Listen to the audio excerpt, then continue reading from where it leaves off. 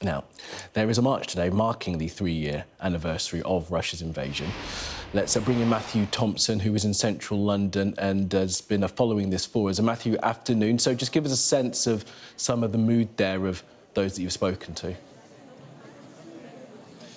Yes, well, the mood is, and has been throughout the afternoon, really, one of a mixture of anger, despair, I think. You can see that illustrated rather nicely in a few of the signs. The one behind me at the moment saying, "We will rave on Putin's grave." That's very much the tone of many of the signs we've seen. There's anger against Putin, there's anger against Russia, there's anger, of course, now against Donald Trump as well. Many people here feeling that he has effectively just swallowed wholesale many of the Kremlin's lines. We've spoken to a number of people, Ukrainians, one man in particular who'd actually was part of the siege of Mariupol, that extraordinarily bloody 70-plus day siege at the very beginning of the invasion. He said he'd seen things that he'd wished on no one, not even his worst enemy. He's now living in Ireland, he's studying, and he was furious, I suppose, in some ways at Donald Trump, but also, interestingly, I thought, optimistic.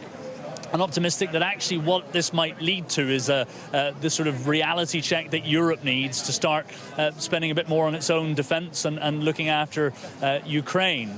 There have also been speeches throughout the day. There's a few of them continuing, although the numbers are dwindling slightly from their peak an hour or two ago. There have been a number of prominent Labour politicians have been speaking. The former Shadow Chancellor, John McDonnell, was here, but also the current chair of the Foreign Affairs Select Committee, Emily Thornberry, who I caught up with half an hour or so ago. Here's what she told me. I think that he wants a peace more than anything else. He wants all the killing to stop. You know, when you hear him talk about that, he's clearly speaking from the heart. However, I think that, we do need to be clear as to what the real situation is. There is no way that the president of Ukraine is anything other than the democratically elected president of Ukraine. Clearly, they can't have elections in the middle of a war. Slightly warmer, more diplomatic words, dare we say, from Emily Thornberry there in relation to Donald Trump. She appeared to think that there was still a chance of moving him around to Europe's way of thinking. Of course, Keir Starmer going to be visiting him in Washington very soon. That's the message that she said he should be carrying. But I have to say, many of the people we've spoken to here are less optimistic that at this point Donald Trump can be persuaded to support Ukraine in the way that Europe would rather he did.